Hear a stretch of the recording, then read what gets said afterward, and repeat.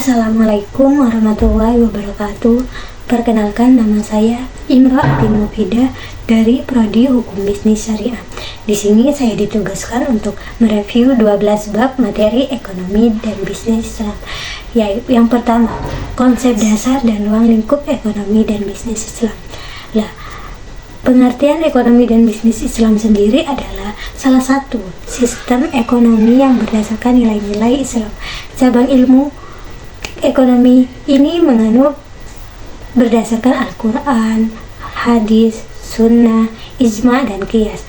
Sementara ekonomi bisnis Islam sendiri adalah salah satu aktivitas yang dilakukan oleh individu atau sekelompok orang dengan tujuan untuk mendapatkan keuntungan. Yang kedua, falsafah ekonomi dan bisnis Islam. Falsafah ekonomi dan bisnis Islam berdasarkan pada nilai-nilai dan prinsip-prinsip yang terkandung dalam Al-Quran dan hadis. Dan yang ketiga yaitu norma ekonomi dan bisnis Islam. Norma ekonomi Islam ini juga sama didasarkan pada nilai-nilai dan prinsip-prinsip yang terkandung dalam Al-Quran, tapi tujuannya untuk menciptakan sistem ekonomi yang seimbang, adil, dan berdasarkan syariat Islam. Dan yang keempat, karakteristik ekonomi dan bisnis Islam. Ada beberapa karakteristik. Yang pertama, meningkatkan jumlah para wirausaha yang berkualitas. Yang kedua, mewujudkan kemampuan dan kemantapan para wirausaha. Yang ketiga, membudayakan semangat dan sikap perilaku para wirausaha. Yang kelima ini ada prinsip-prinsip ekonomi dan bisnis Islam. Prinsip-prinsip ekonomi dan bisnis Islam ini didasarkan pada ajaran Al-Quran dan As-Sunnah yang mengutamakan nilai-nilai etika, keadilan, dan kesejahteraan sosial. Yang terakhir yaitu apa sih tujuan ekonomi dan bisnis Islam? Tujuan ekonomi dan bisnis Islam ini menciptakan kebahagiaan dan kesejahteraan bagi semua orang. Selanjutnya bab 2 yaitu rancang bangun ekonomi Islam. Di sini poin-poinnya terdapat. Yang pertama yaitu pendahuluan. Ekonomi Islam adalah sistem ekonomi yang berdasarkan dan prinsip-prinsip syariah yang mencakup aturan mengenai kepemilikan, distribusi, dan penggunaan sumber daya ekonomi. Dalam konteks ini, konsep mengenai bangunan bisa mengacu pada struktur ekonomi, termasuk institusi dan sistem yang mendukung implementasi prinsip-prinsip syariah. Yang kedua ini, mazhab Bakir Asy'ari. Menurut mazhab Bakir Asy'ari ini dipelopori oleh ulama Syekh Bakir menawarkan pendekatan yang khas karya dalam ekonomi Islam. Mazhab Bakir ini karyanya seperti Isaduna yang menguraikan prinsip ekonomi Islam yang berdasarkan ajaran syariah. Pendekatannya mencakup teori kepemilikan, peran negara, penerapan fikih, dan ekonomi. Yang ketiga, mazhab mainstream. Menurut mazhab mainstream ini, ciri-cirinya melalui pendekatan fikih, ekonomi umum, institusi keuangan Islam, dan standar internasional. Yang keempat, mazhab alternatif kritis. Mazhab alternatif kritis ini menawarkan pandangan yang lebih inovatif dan kritis terhadap ekonomi Islam konvensional, yaitu pendekatan ini sering dilibatkan kritik terhadap kapitalisme dan neoliberalisme, ekonomi berbasis kesejahteraan sosial dan inovasi dan reformasi. Bab 3, perbandingan sistem ekonomi Islam. Poin-poinnya yang pertama yaitu faktor-faktor yang mempengaruhi sistem ekonomi. Menurut saya, faktor yang mempengaruhi pertumbuhan ekonomi yaitu SDA, SDM, akumulasi modal, tenaga material dan organisasi, produksi, teknologi, dan faktor-faktor yang lain. Yang kedua, ragam sistem ekonomi dunia. Sistem ekonomi dunia ini terdapat beberapa sistem, yaitu sistem kapitalis, sosialis, sistem ekonomi campuran, dan sistem ekonomi Islam. Secara umum, sistem ekonomi dapat dibagi beberapa jenis, tetapi sistem ekonomi ini tradisional berfokus pada hal-hal mendasar seperti barang jasa, pekerjaan, dan sistem yang lain. Oh ya. Yang ketiga itu prinsip sistem ekonomi kapitalis. Prinsipnya adalah pasar dan inisiatif individu. Ciri utama sistem ekonomi kapitalis ini merupakan kepemilikan pribadi atas alat produksi dan distribusi. Kepemilikan pribadi ini dimanfaatkan untuk mendapatkan keuntungan sebanyak-banyaknya. Nah, di sini termasuk ada prinsip sistem ekonomi sosialis. Prinsip sistem ekonomi sosialis di sini sebagai dasar menjalankan ekonomi pemerintah memegang peranan penting dan mengatur kegiatan ekonomi. Prinsip yang terakhir yaitu prinsip sistem ekonomi Islam. Nah, prinsipnya adalah keadilan, keberlanjutan, dan pemerataan kekayaan. Prinsip ekonomi ini meliputi kebebasan individu, hak terhadap harta, jaminan sosial, distribusi kekayaan, dan lain-lainnya. Bab 4. Sejarah pemikiran ekonomi Islam. Ya, di sini ada sejarah pemikiran ekonomi Islam. Yang pertama, Masya Rasulullah SAW. Periode yang penting dalam pembentuk. Menurut pada Masya Rasulullah, periode yang penting dalam pembentukan dasar ekonomi Islam diantaranya itu aspek keadilan sosial dan ekonomi. Nah, yang kedua ini Khalifah Abu Bakar As-Siddiq. Menurut Khalifah Abu Bakar As-Siddiq ini, ekonomi Islam ini memprioritaskan keadilan sosial dan memastikan distribusi kekayaan yang adil. Yang ketiga yaitu Khalifah Umar bin Khattab. Ini memperkenalkan kebijakan untuk memastikan keadilan dalam distribusi kekayaan dan perlindungan terhadap orang miskin dan yatim. Nah, menurut Khalifah Utsman bin Affan, ekonomi Islam ini fokus pada pembangunan, pengembangan, dan termasuk perluasan wilayah dan peningkatan sumber daya.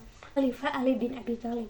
Menurut Khalifah Ali bin Abi Thalib ini menekankan pentingnya keadilan dan kesejahteraan dalam distribusi kekayaan dengan fokus pada perlindungan hak masyarakat miskin.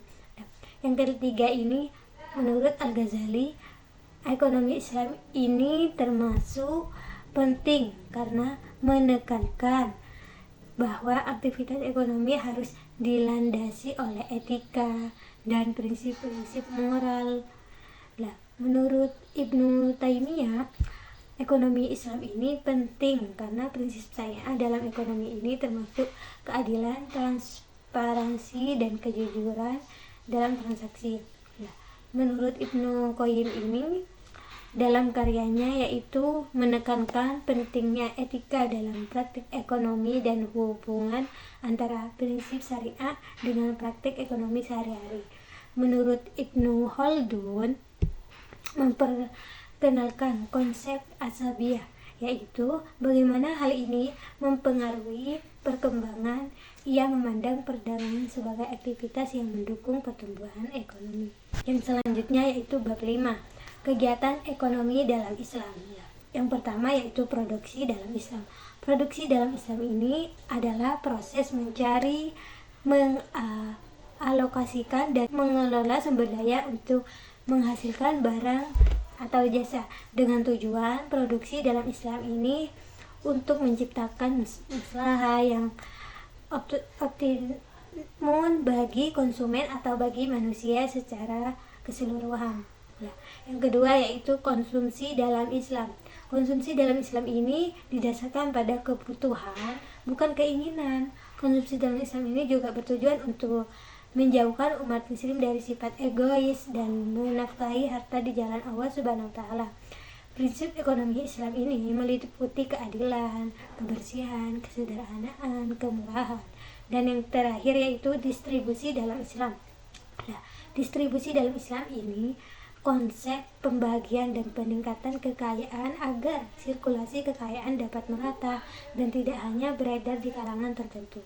Nah, distribusi dalam Islam ini mencakup pengaturan kepemilikan, unsur produksi, dan sumber daya, sumber kekayaan. Bab 6 yaitu filantropi Islam dan keuangan publik Islam. Ya. Yang pertama ini pembahasannya adalah zakat. Apa sih zakat itu? Zakat itu adalah kewajiban dalam Islam untuk memberikan sebagian harta kepada orang yang membutuhkan sebagai bentuk pembersih jiwa, harta, serta penyeimbangan ekonomi. Zakat ini memiliki beberapa jenis seperti zakat fitrah, zakat mal, ya. Yang kedua yaitu infak. Apa sih infak itu? Infak itu adalah pengeluaran harta yang dilakukan secara sukarela untuk keperluan amal, keberkahan, sosial. Lah, sedekah juga merupakan bentuk pemberian harta atau bantuan secara sukarela untuk membantu orang lain. Sedekah ini bisa bentuk materi maupun non materi. Contohnya seperti tenaga atau ilmu. Nah, yang ketiga yaitu wakaf. Wakaf adalah sumbangan harta tetap seperti tanah atau bangunan yang disisihkan untuk kepentingan umum atau amal jariah. Harta yang diwakafkan tidak boleh dipindah tangan atau dijual karena itu kan sifatnya udah diwakafkan. Nah, yang terakhir yaitu reinterpretasi pajak. Apa sih reinterpretasi pajak ini? Mengacu pada pandangan atau pendekatan baru terhadap pajak. Seringkali dalam konteks ini, dalam beberapa pandangan, pajak dianggap sebagai bentuk kewajiban yang sesuai dengan pemerintah. Bab 7. Bab 7 ini bentuk-bentuk badan usaha dan lingkungan perusahaan di Indonesia. Yang pertama, bentuk badan usaha yang di Indonesia, yaitu perusahaan terbatas, PT, PTMA, firma, persekutuan komanditer atau CV, koperasi, yayasan, perusahaan, dan perusahaan negara yaitu Perum atau Persero. Yang kedua yaitu lingkungan perusahaan di Indonesia. Lingkungan perusahaan di Indonesia ini terdapat regulasi dan kebijakan pemerintah, ekonomi, budaya, persaingan teknologi, dan lingkungan alam dan sumber daya manusia. Yang ketiga, fungsi-fungsi perusahaan. Fungsi perusahaan ini berkontribusi pada perekonomian negara, diantaranya dengan menyediakan lapangan kerja. Nah, fungsi produksinya bertujuan untuk menciptakan atau menambah dari suatu barang atau jasa. Nah, fungsi pemasarannya dalam perusahaan ini adalah langkah yang direncanakan produsen sebelum produk dihasilkan dan didasarkan kepada konsumen. Yang keempat ini manajemen dan organisasi. Manajemen dan organisasi ini adalah bekerja sama untuk memastikan bahwa sumber daya yang dikelola dengan baik dan tujuan perusahaan dapat tercapai secara efisien. Manajemen ini mencakup aktivitas sehari-hari untuk menjalankan operasi sementara organisasi. Yang selanjutnya yaitu bab 8. Bab 8 ini menjelaskan tentang etika bisnis Islam, di mana etika bisnis Islam ini dalam konteks konvensional adalah perilaku moral seseorang yang dalam menjalankan bisnis ini sesuai dengan hukum yang berlaku. Etika bisnis Islam konvensional ini mencakup seluruh aspek yang berkaitan dengan individu, perusahaan, industri, dan masyarakat. Prinsip ekonomi bisnis konvensional ini meliputi individu, perusahaan, industri, dan masyarakat dengan bertujuan untuk meningkatkan kesadaran moral pada karyawan, mengamankan nilai dari sikap etis dalam kesetaraan, menghindari perselisihan antar karyawan.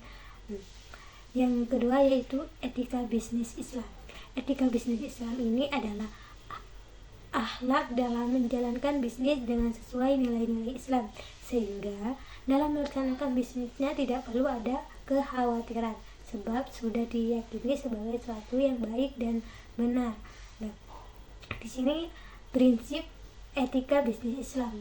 Prinsip etika bisnis Islam ini terdapat kesetaraan dan adil, jujur, menghindari riba, sedekah, keseimbangan, dan tanggung jawab adalah, dan tujuan Bisnis Islam ini mendapatkan ridho Allah Subhanahu wa Ta'ala. Untuk memperoleh profit yang optimal, perusahaan ini dapat tumbuh dan berkembang serta mendapatkan keberkahan dalam bisnis. Yang ketiga yaitu etika bisnis dalam praktek. Etika bisnis dalam praktek ini adalah prinsip kehati-hatian dan kejujuran menjadi prinsip utama yang harus dipenuhi. Bab 9, tanggung jawaban sosial perusahaan dalam Islam. Di sini terdapat pengertian perilaku konsumen, yaitu adalah kerangka kerja yang disederhanakan untuk menggambarkan aktivitas untuk model bahwa proses pengambilan keputusan ini termasuk proses pertanggungjawaban dalam konsumen. Ini mencakup bagaimana konsumen mengambil keputusan untuk menggunakan sumber daya yang tersedia seperti waktu, uang, dan usaha. Karena ruang lingkup ini juga mencakup produk-produk umumnya banyak dibuat oleh masyarakat. Yang kedua yaitu keputusan pembelian konsumen. Keputusan pembelian konsumen ini adalah proses yang dilakukan oleh konsumen sebelum memutuskan untuk membeli suatu produk atau jasa. Keputusan ini juga dapat meningkatkan keuntungan bagi perusahaan untuk meningkatkan produk yang dipasarkan. Motivasi dan pengetahuan konsumen ini mendorong konsumen untuk membeli produk atau layanan yang memenuhi kebutuhan atau keinginan mereka. Untuk pengetahuannya sendiri itu mengenai produk atau jasa serta informasi yang berhubungan dengan hal yang dimiliki. Pengetahuan ini tentang produk, jasa, dan yakin. Untuk yang selanjutnya, sikap konsumen. Bagaimana sih sikap konsumen? Sikap konsumen ini serangkaian niat, perilaku, keyakinan, kognitif, dan emosi konsumen ini terhadap suatu produk atau perilaku. Sikap konsumen ini dipengaruhi oleh 3 komponen, yaitu perilaku, afektif, dan kognitif. Persepsi konsumen ini adalah cara pandang konsumen terhadap suatu produk, merek, atau perusahaan. Yang kelima, perilaku konsumen dalam Islam. Perilaku konsumen dalam Islam ini ada beberapa aspek. Yang pertama, kepatuhan pada syariah, keadilan dan kejujuran, pertimbangan etika, dan sadar rasional. Bab 10, manajemen pemasaran dalam Islam. Di sini, manajemen pemasaran dalam Islam adalah proses perencanaan, pelaksanaan, dan pengendalian aktivitas yang berhubungan dengan penciptaan, penyampaian, dan pertukaran produk atau jasa untuk memenuhi kebutuhan dan keinginan pasar. Ruang lingkupnya ini luas, yang salah satunya yaitu pengembangan produk, penetapan harga, distribusi, dan promosi. Tujuan manajemen pemasaran ini untuk memahami dan memenuhi kebutuhan pelanggan sambil menciptakan nilai yang berkelanjutan bagi perusahaan. Fungsinya untuk manajemen pemasaran ini mencakup analisis pasar, penetapan harga, distribusi, dan promosi. Konsep dan contoh manajemen pemasaran. Yang pertama yaitu konsep orientasi pasar. Konsep ini adalah yang berfokus pada keinginan pelanggan untuk menciptakan produk dan layanan yang sesuai. Contohnya, perusahaan smartphone yang melakukan riset pasar untuk memahami fitur yang diinginkan konsumen. Yang kedua, konsumen pemasaran terpadu. Konsumen ini mengkoordinir semua kegiatan pemasaran produk, harga, tempat, dan promosi. Contohnya, komponen iklan yang selaras dengan strategi dan media sosial. Yang ketiga, konsep pemasaran relasional. Konsep ini membangun dan memelihara hubungan jangka panjang. Contohnya, program loyalitas pelanggan yang memberikan poin atau diskon. Yang konsep terakhir yaitu konsep pemasaran sosial.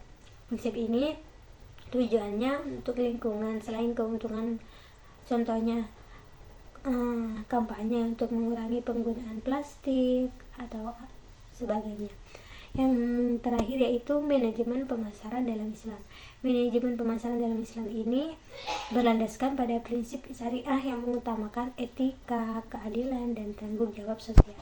Bab 12, macam-macam dan perkembangan bisnis Islam di Indonesia. Di sini terdapat macam-macam bisnis Islam di Indonesia, keuangan dan non-keuangan Islam. Yang keuangan yaitu perbankan syariah. Perbankan syariah ini yaitu bank-bank yang beroperasi sesuai prinsip syariah seperti BSI, BNI, dan lainnya. Yang kedua yaitu asuransi syariah. Asuransi syariah ini adalah produk asuransi yang beroperasi dengan prinsip syariah seperti Prudential Syariah dan Allianz Syariah. Ya. Yang ketiga yaitu reksadana. Reksadana yang berbasis syariah. Nah, reksadana ini investasi yang dikelola sesuai dengan hukum syariah seperti yang ditawarkan oleh manajemen investasi syariah. Yang terakhir yaitu koperasi syariah. Koperasi syariah ini menjalankan kegiatan usaha dengan prinsip syariah seperti Koperasi Syariah Benteng Mikro di Indonesia. Dan bisnis Islam non keuangan Islam ini terdapat retail syariah, yaitu toko dan supermarket yang menjual produk sesuai prinsip syariah seperti Ramayana, department store yang memiliki outlet dengan produk halal. Yang kedua, restoran dan catering halal. Di sini tempat makan yang menyajikan makanan sesuai dengan standar halal, berarti yang halal. Selain itu tidak termasuk. Nah, yang selanjutnya yaitu properti syariah. Properti syariah ini adalah pengembangan dan investasi properti. Yang keempat, pendidikan syariah. Pendidikan ini termasuk contohnya sekolah. Sekolah itu yang berbasis syariah, tidak ada orang selain non-Islam. Yang selanjutnya yaitu perkembangan bisnis Islam di Indonesia. Bisnis Islam di Indonesia ini berkembang pesat, mencakup berbagai sektor seperti perbankan syariah, asuransi, dan pertumbuhannya ini didorong oleh meningkatnya kesadaran masyarakat. Ya. Yang ketiga, peluang dan tantangan bisnis Islam di Indonesia. Peluangnya ini meliputi pertumbuhan pasar yang besar, dukungan regulasi, dan meningkatkan kesadaran masyarakat. Dan yang terakhir adalah bab 12. Kewirausahaan dalam Islam adalah konsep bisnis yang mengutamakan prinsip-prinsip Islam dalam semua aspek kegiatan usaha. Ruang lingkupnya ini sangat luas sekali. Secara umum, ruang lingkup ini bergerak dalam bidang bisnis. Motivasi dalam kewirausahaan yaitu untuk memulai usaha atau bisnis sendiri, tentunya membuat kamu begitu semangat dalam mempersiapkan segala sesuatunya. Untuk idenya ini dengan usaha catering, bisnis fashion, otomotif, pertanian organik atau daur ulang, dengan tujuan meningkatkan jumlah para wirausaha yang berkualitas, mewujudkan kemampuan, membudayakan semangat dan sikap. Manfaat kewirausahaan dalam Islam ini memperkuat pertumbuhan ekonomi, meningkatkan produksi, menciptakan teknologi, dan faktor keberhasilan dalam kewirausahaan ini yaitu kerja keras, kerjasama dengan orang lain, penampilan yang baik, pandai berkomunikasi. Dan faktor kegagalannya terdapat kurangnya dana dalam modal, kurangnya pengalaman dalam bisnis, dan atau tidak ada perencanaan. Baik, terima kasih. Mungkin hanya ini yang bisa saya sampaikan. Kurang lebihnya mohon maaf. Wassalamualaikum warahmatullahi wabarakatuh.